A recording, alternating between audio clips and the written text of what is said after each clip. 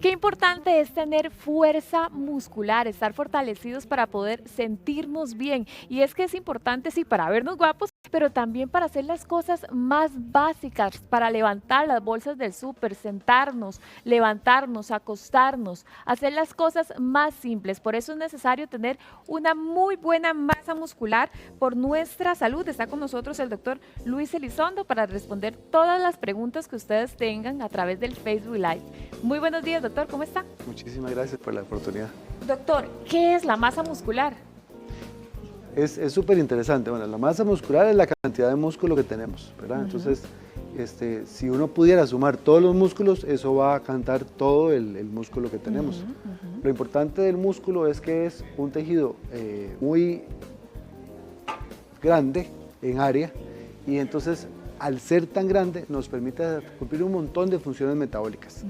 De alguna manera optimiza el uso del azúcar, mejora la forma en la que la grasa interactúa con los depósitos, ¿verdad?, de energía y hace un montón de funciones con la parte del movimiento y nos ayuda inclusive a la forma en que circula la sangre. A ¿verdad? todo. Exactamente. ¿Por qué perdemos músculo, doctor? Bueno, actualmente, y por decirlo así, es lamentable, el estilo de vida ha hecho que tengamos un estilo de vida o una serie de cosas que nos dan de comer diferentes. Nosotros nos movemos o hacemos las cosas de acuerdo a lo que nos da de comer. Entonces, por ejemplo, tal vez el papá de muchas personas fue agricultor, entonces Sí. él lo que le daba de comer era la tierra. Pero en el caso actual, ¿verdad? Lo que nos da de comer es estar en una oficina sentada las 24 horas. Y cuando digo las 24 es casi que literal, porque hay gente de horas, de 14 horas de estar sentados. Entonces llegamos a un concepto que se llama miopatía. Miopatía es enfermedad del músculo, pero lo lamentable es por desuso. O sea, se enferma la estructura porque no se utiliza. Todo lo que no se mueve desaparece. Bueno, se apelota literal, pero en este caso es que lo que no se mueve desaparece y perdemos la capacidad. ¿Qué pasa, doctor, cuando nos movemos en exceso, cuando hacemos más ejercicio de la cuenta? Bueno, eso es otra parte interesante, porque lo que pasa es que quien de alguna manera aprende a utilizar los músculos, entonces yo siempre veo el ejercicio como una herramienta. La herramienta, usted sabe utilizarla cuando usted la utiliza más frecuente. Entonces usted llega a conocerse y además llega a conocer cuáles son sus posibilidades, entre más lo utiliza. Entonces, el que se mueve más de la cuenta y no se da cuenta, por ejemplo, de la hidratación o de la cantidad de ejercicio que tiene que hacer, entonces puede llegar a agotarse más tiempo. ¿Cuánto músculo deberíamos de tener en relación con la grasa? ¿Qué porcentaje debería de ser aproximadamente? Bueno, evidentemente, por un tema a veces estético, hay una sensación sobre cuánto es el porcentaje de grasa que tenemos que tener. En más o menos los adultos tienen que tener los hombres como abajo de un 24% para que sea normal, ¿sí? Las mujeres se les permite tener un poquitito más de porcentaje de grasa, pero no es que se les permite tener, sino es que ellas tienen otra composición corporal. Claro, es diferente. Entonces las mujeres alcanzan a 30-34% de masa muscular, de porcentaje de grasa. Y los hombres, por ejemplo, de 1,50 m o las mujeres como de 1,50 m, deben de tener como 24 kilos de músculo. Eso se hace con ciertos dispositivos, por ejemplo, impedancia, que a veces tienen los nutricionistas, o unas máquinas un poquitico más avanzadas, y usted puede estimar más o menos cuánto músculo tiene la persona con su composición corporal y la distribución por sectores. Ahora, ¿qué pasa cuando nuestros órganos empiezan a debilitarse, doctor?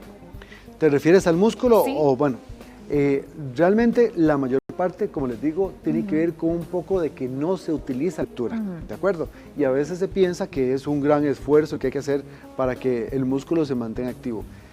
Conforme perdemos capacidades, entonces empiezan a ocurrir un montón de enfermedades que hacen que empecemos a tener menor capacidad de trabajo, lumbalgias, que no podamos, por ejemplo, no sé, imagínense que alguien se enferma de presión alta, ¿verdad? O alguien se enferma de diabetes o del corazón. ¿Qué le van a pedir? Vaya, haga ejercicio, ¿verdad? Vaya, haga tal cosa. Y quieren que pasen de 0 a 100 ¿verdad? De una vez hacer todo el ejercicio completo y hay que empezar por etapas, Poco a porque poco. el que está acostadito, que ve a ver cómo se sienta, el que está sentado, que ve a ver cómo camina, el que está caminando, ve a ver cómo empieza a correr, pero es una curva larga, ¿verdad? Y no podemos pretender alcanzar todas esas habilidades en muy corto tiempo. Un saludo a doña Morenita, que dice que lo conoce desde hace tiempos. Un gusto. Y le mandamos un abrazo. Ajá. Dice que perdió mucha masa muscular en 2 meses después de un diagnóstico de cáncer. ¿Eso se puede recuperar? Sí, bueno, siempre que hay, vea qué interesante lo que nos está proponiendo ella.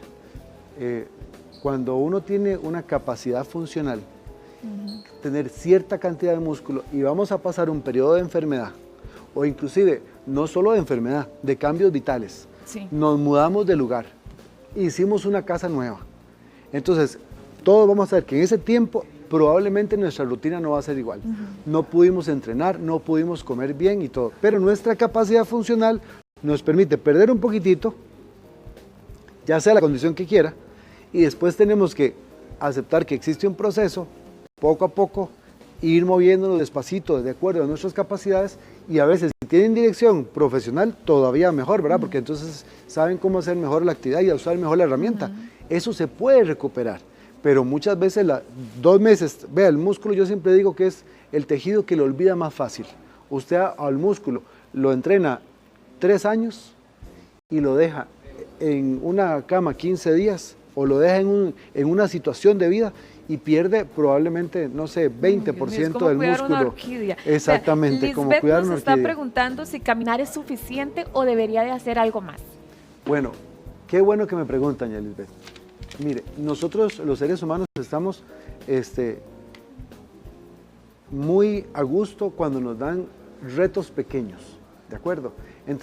Si provocamos retos pequeños, entonces podemos después hacer algún reto más grande, ¿de acuerdo? Ahora, el asunto es que si caminamos, pues es una actividad que la mayor parte de los seres humanos logramos. Entonces eso hace que nada más, por ejemplo, en 1 hora vaya a gastar como unas 200 kilocalorías. Y ahora estábamos hablando de comida, ¿verdad? Y probablemente sea el gasto calórico de apenas la mitad del desayuno. Ahora entonces, quiere decir que si caminar es súper bueno, porque es algo que a veces es la única herramienta que tenemos muchos. Pero podemos eso, antes de caminar y al terminar de caminar, podemos hacer otro tipo de ejercicio, ya tenemos esa rutina. Eso incrementa nuestra posibilidad de hacer ejercicios más complejos la próxima vez. Y esa herramienta nos permitirá incrementar aún más el músculo.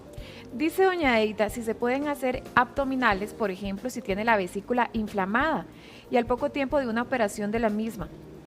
Sí, bueno, siempre recomiendo que cuando exista algún proceso quirúrgico se dirija al cirujano que hace el procedimiento y yo estoy seguro que ellos le van a decir cuándo pueden hacer lo que llamamos ejercicios de Valsalva. Esto es que el ejercicio de Valsalva provoque que aumente la presión intraabdominal, como cuando estamos pujando, ¿verdad? Y hagamos que esto haga un aumento de la presión abdominal y pueda hacer que esto haga algún problema con la pared abdominal. Entonces puede ocurrir hernias, ¿de acuerdo?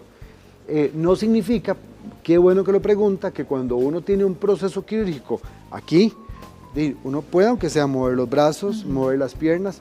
Siempre doy el de los deportistas de altísimo desempeño. Bueno, ahí tenemos ¿cómo se llama? A Amador o a Navas, por ejemplo, que siempre nos representan, o inclusive a Brisa, ¿verdad? Sí. Ellos cuando se lesionan alguna parte del cuerpo, entonces siguen moviendo el resto. Sí. ¿Me entiendes? O sea, se trata de estímulo mecánico constante todos los días sin que sea gato. ¿A partir de qué edad se empieza a perder el músculo? Es muy interesante el hecho de que a través del tiempo y conforme envejecemos, nosotros nos volvemos, por decirlo así, ineficaces. Pero no nos volvemos inútiles. ¿De acuerdo? Por ejemplo, si yo tengo un libro de, no sé, de 100 páginas que tengo que estudiar, tal vez a los 15 años lo pueda leer en una semana. Pero una persona adulta, no sé, de 70 años que está empezando, tal vez va a durar 2 semanas. No significa que no pueda cumplir el reto. Conforme envejecemos, todo nuestro cuerpo va a ser menos eficaz para gastar energía. Cambian las hormonas, tiroides, estrógenos, todo cambia, ¿de acuerdo? Pero si nosotros entrenamos una habilidad, si nosotros hacemos algo frecuentemente, entonces nos volvemos mejores en eso. Maestros, ahora, ¿qué tipo de ejercicios nos ayudan a crecer el músculo? ¿Cuáles son los ejercicios que deberíamos de hacer? Bueno, pues la pregunta es un poco compleja, porque realmente, digamos, los ejercicios son muchos, ¿de acuerdo? Y más bien lo que los expertos recomiendan es hacer un estímulo mecánico en una área, dejarla descansar y, súper importante, a veces se piensa que solamente hacer el ejercicio y ya, hay que tener una alimentación balanceada. Hacer músculo, que el músculo crezca, es de las actividades energéticas más importantes que tiene el ser humano, la que más gasta energía. Entonces, si yo no como, inclusive no como harinas, porque mucha gente hace una restricción calórica, no vamos a lograr aumentar ese músculo. Tenemos que comer balanceadamente, tenemos que dormir, porque si yo no duermo ese día, al otro día no voy a poder hacer nada, no voy a tener ni siquiera disponibilidad. Muy bien, doctor. ¿Qué tal los ejercicios de hipertrofia?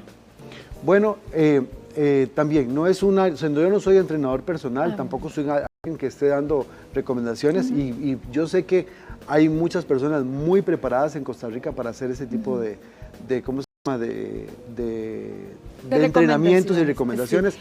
Pero sin embargo, eso depende muchísimo de cada persona. Cada persona desea o quiere saber cómo logra tener su cuerpo. Sin embargo, es súper importante que no es tanto del ejercicio de hipertrofia, sino que uno lo que ocupa es hacer estímulo mecánico en unas áreas, después de empezar en otras áreas. Y lo otro es que sea constante. Cuando las personas dicen, es que hago el ejercicio y no lo logro, muchas veces es que falta revisar todo el proceso. Sí, ¿verdad? Siempre se puede volver a empezar, doctor. Muchas gracias por todas las recomendaciones. Muchísimas gracias por el espacio y espero que todos nos movamos hoy, o por lo menos que un par salgan a caminar con el perro. Ahora nos vamos a mover, doctor. Listo. Gracias.